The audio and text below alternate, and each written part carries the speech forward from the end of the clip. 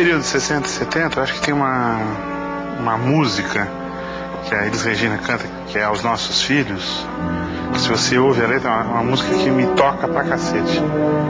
Então, perdoe a cara amarrada, perdoe a falta de ar, os dias eram assim. Perdoem a cara amarrada. Uma vez que você nasce, isso daí você tem que se adaptar. Essa é a sua história, essa é a sua vida, entendeu? Nasce clandestino e isso significa você ter um outro nome. Meu nome não era esse. Apesar de ser Priscila, tinha um outro sobrenome. O nome da minha mãe era outro, o nome do meu pai era outro, enfim. Ele estava acabado de nascer, o nome dele era Gregório. Mas já Gregório já era um nome conhecido pela repressão também, que meu pai já tinha um filho chamado Gregório, todo mundo sabia. Então resolveram trocar porque naquela época todo mundo pegava nome parecido com o nome. E o Gregório chamava de grego, G, não sei o que, botaram Geraldo, mas por um erro virou Geralda. Nem o nome deles eu sabia o verdadeiro nome deles. Eu chamava de tio, mãe, tia, pai, tudo assim. Também demorei anos para descobrir que eu não sabia o nome deles. E quando eu descobri que não sabia o nome verdadeiro deles, aliás, não sabia nome nenhum, achei um absurdo, né? Como que eu sou filha de alguém e não sei o nome dos pais? Filhos de pessoas normais, a mãe é médica, o pai é engenheiro, o pai é advogado. Tem uma profissão, né? Uma coisa estabelecida, né? Você cresce falando, seu pai é médico. E os meus pais não tinham isso. A atividade profissional deles era muito complicada, né? Não existia uma atividade profissional, assim, uma atividade política. Aquilo para mim era muito misterioso. Por isso que a lembrança que eu tenho é de mistério. Meu filho se chama Henrique porque era um nome que meu pai usava, né? Na época foi o nome que ele adotou e foi uma homenagem que eu prestei a ele também. Meu nome é Ernesto, em homenagem ao Che Guevara, né? Meu pai ele fez. E na época ele queria colocar Ernesto Guevara mesmo, né? Quando eu já tinha aí uns 12, 13 anos, então eu quis prestar uma homenagem ao meu pai, não ao Guevara, né? Ao meu pai em ter colocado, né? Em adotar esse nome, né? Ao meu nome.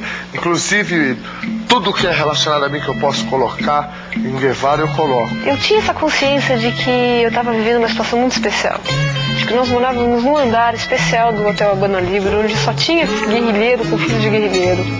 Tanto é que eu lembro, assim, de algumas cenas no hotel. Uma delas, assim, meu pai desceu do elevador e nós não estávamos juntos, nós não podíamos dizer que nós estávamos juntos. E eu lembro dessa cena, a porta abriu, meu pai estava no elevador, mas eu não podia falar com ele. Eu lembro que a gente trocou uma piscada. Eu lembro do meu pai piscando pra mim, quando aquele elevador abriu. O que eu via é o seguinte, que existia um governo ditatorial, entendeu? E que entravam na casa das pessoas e matavam, entendeu? Era muito simples o raciocínio, entendeu? Era olhar e falar, não, os caras vão vir aqui, se eu contar essa história, ou ficarem sabendo, sei lá, ou qualquer coisa, podem vir aqui e acabar com a minha família, entendeu? Já acabaram com a metade, acabam com a outra metade.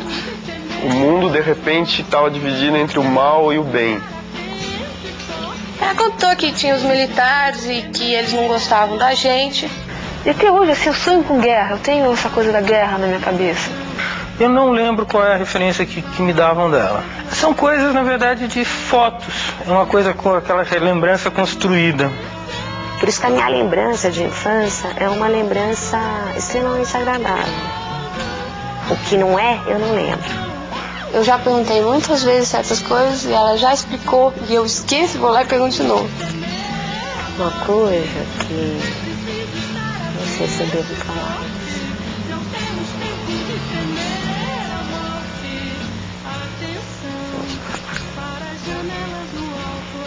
De repente, eu perdi um pouco da inocência.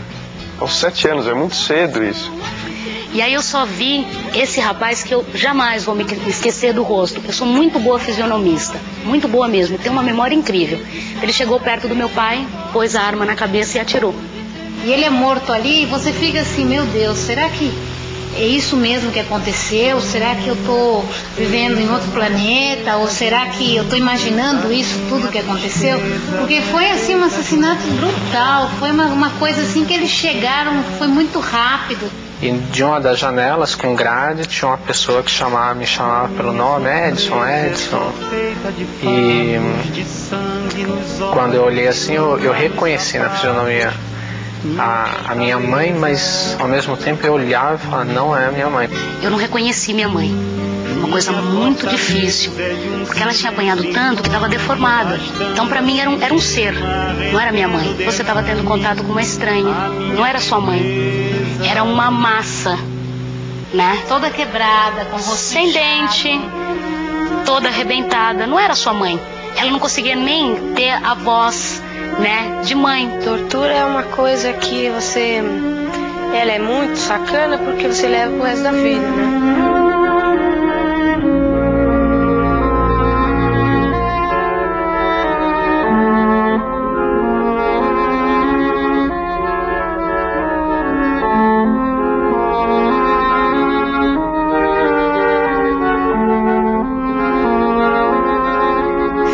Teve a grande preocupação de onde eu estava, mas que eu não sumi de vez, porque ela disse que ela sofreu ameaças de que me torturassem para que ela falasse alguma coisa. Porque eu sempre fiz a discussão, eu fui torturada ou não? Nesses lados eu preferia abrir um pouco mais, tipo assim, eu corto meu cabelo a zero, mas eu tenho que dormir junto da minha irmã.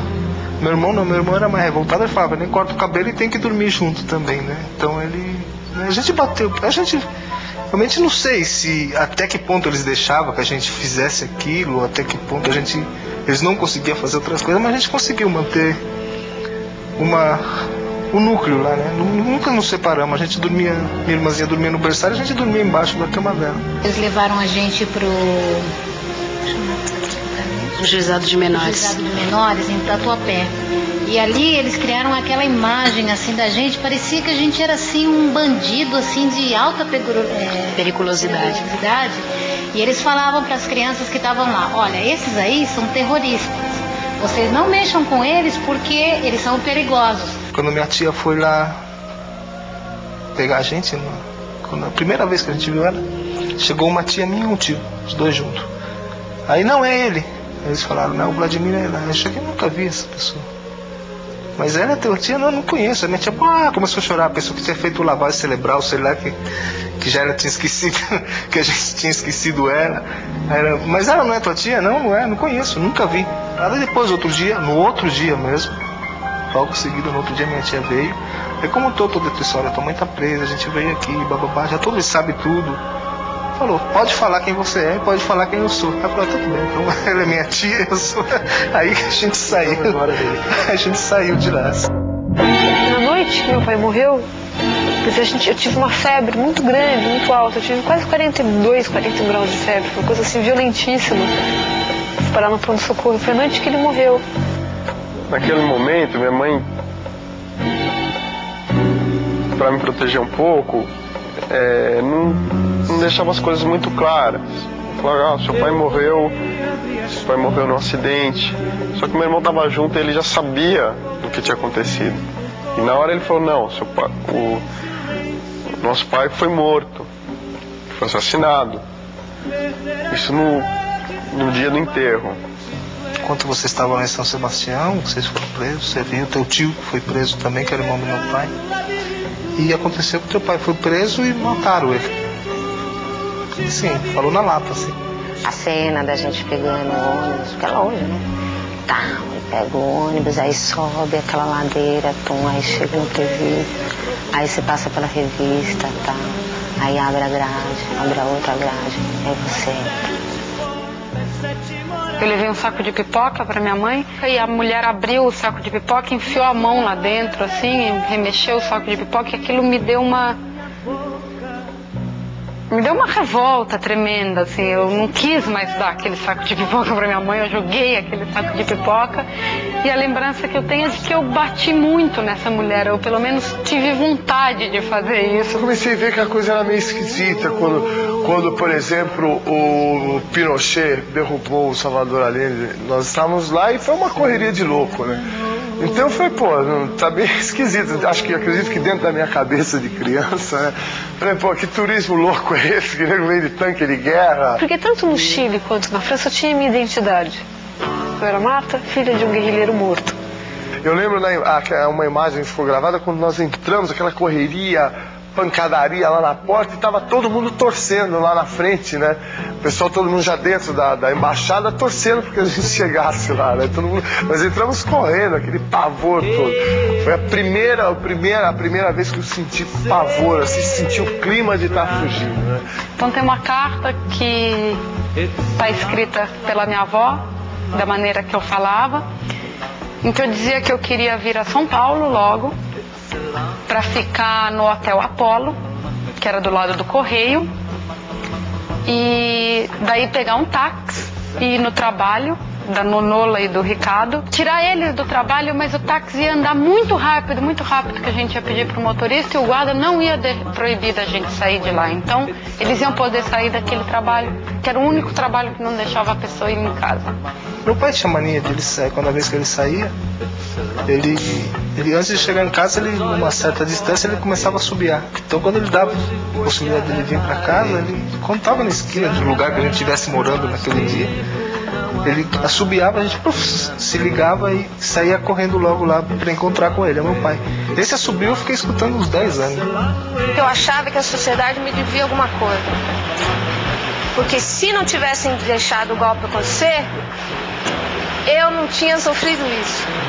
Sempre tive essa visão de que não é justo, não dá para aceitar essa...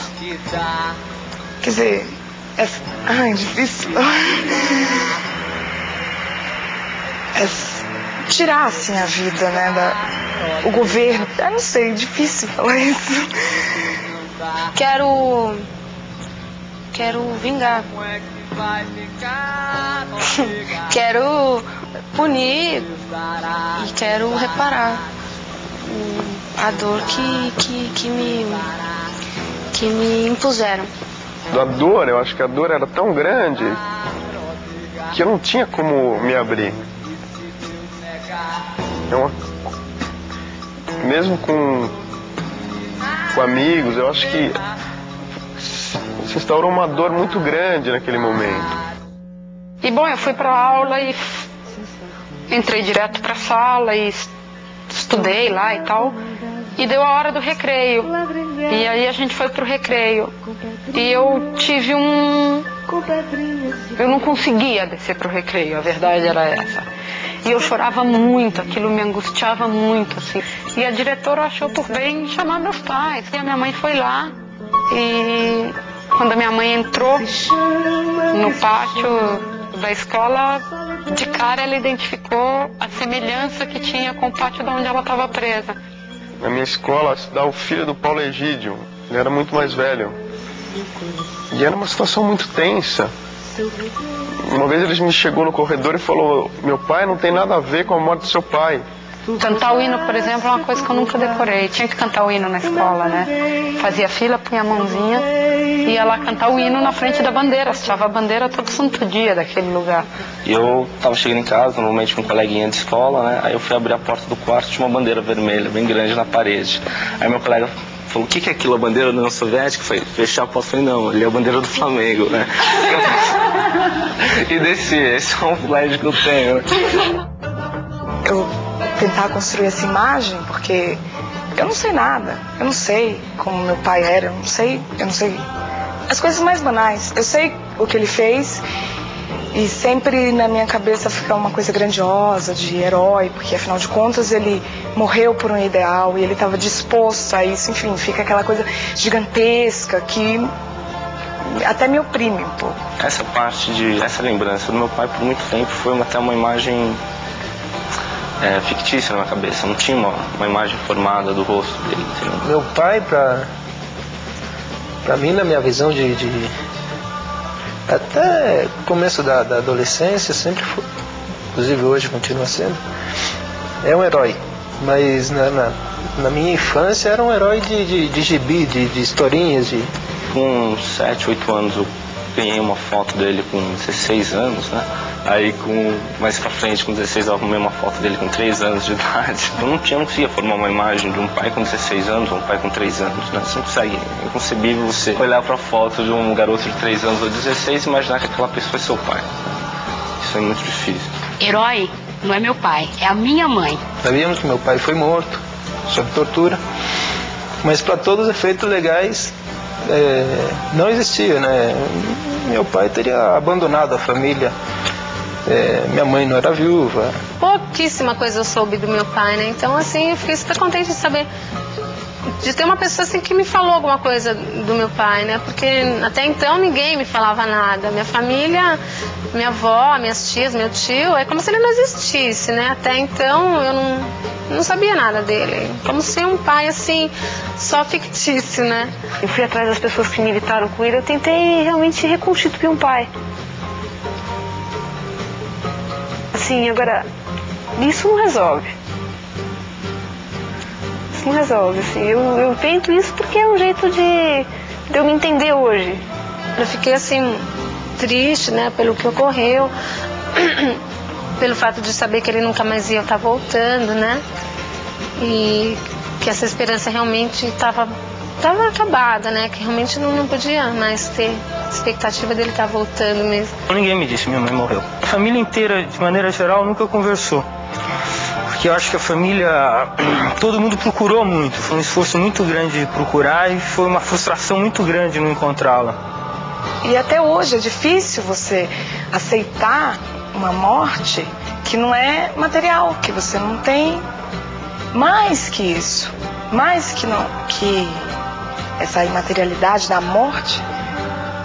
Para mim ainda, a imaterialidade é a vida, porque eu não tenho, eu não conheci, né, o meu pai. Então é absolutamente pirante você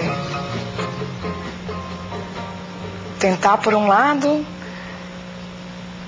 imaginar como seu pai era, e por outro, aceitar que isso que você imaginou morreu. Agora, não tem ponto final. Como é que vai ter um ponto final se a gente sabe, por exemplo, provavelmente o meu tio levou um tiro pelas costas na coluna, ficou paralítico, levaram ele assim para Brasília, torturaram ele não sei quanto tempo e ele morreu assim. Como é que tem ponto final para isso se não tem o corpo dele, se não tem, se só tem uma foto 3x4 dele? É isso que existe do André Grabois. E a memória da mãe dele, que daqui a pouco vai morrer, porque está muito velhinha, da irmã dele. E o Joca fica como? Então, pra mim não tem ponto final. Pra mim e pra várias outras pessoas. Né? É isso.